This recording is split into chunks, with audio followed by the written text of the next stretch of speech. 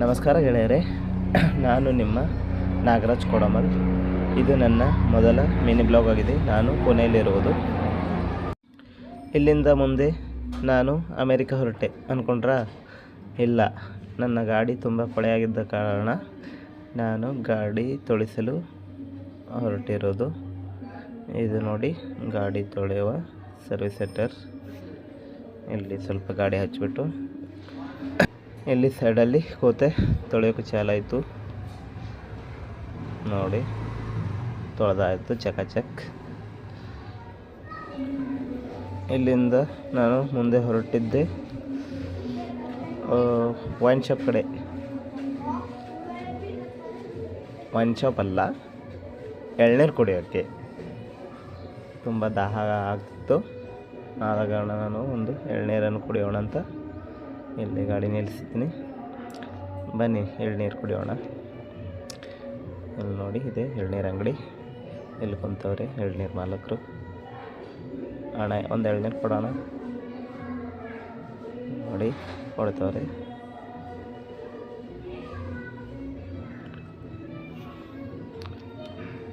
ಇಲ್ಲಿ ನೋಡಿ, ಒಂದು ಎಳ್ನೀರು ಬೆಲೆ 70 ರೂಪಾಯಿ ಇತ್ತು. ತಗೊಂಡು ನಾನು ದಾಹವನ್ನು ತೀರಿಸ್ಕೊಂಡೆ.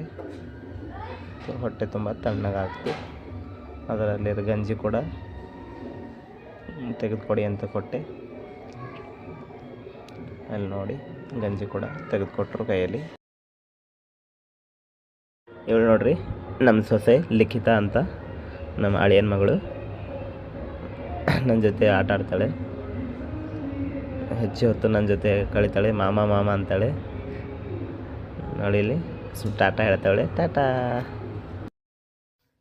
ಇಲ್ಲಿಂದ ನಾನು ಮುಂದೆ ಹೊರಟಿದ್ದು ಇಲ್ಲೇ ಸಮೀಪದಲ್ಲಿರುವಂಥ ಗಾರ್ಡನ್ಗೆ ಸ್ವಲ್ಪ ವಾಕಿಂಗ್ ಮಾಡೋಣ ಅಂತ.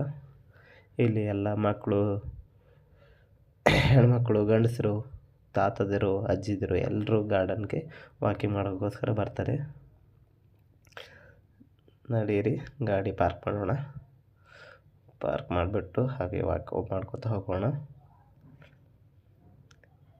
ಇಲ್ಲಿ ಬಂದಾಗ ಒಳ್ಳೆ ಗಾಳಿ ಸಿಗುತ್ತೆ. ಹಾಗಾಗಿ ನಾನು ಪ್ರತಿದಿನ ಇಲ್ಲಿಗೆ ಬರೋದು. ನೋಡಿ, ಹಾಗೆ ನಡ್ಕೋತಾ ಹೋಗ್ತಿದ್ದೀನಿ. ಒಬ್ಬನೇ ಬಂದಿರೋದು ಗಾರ್ಡನ್ಗೆ.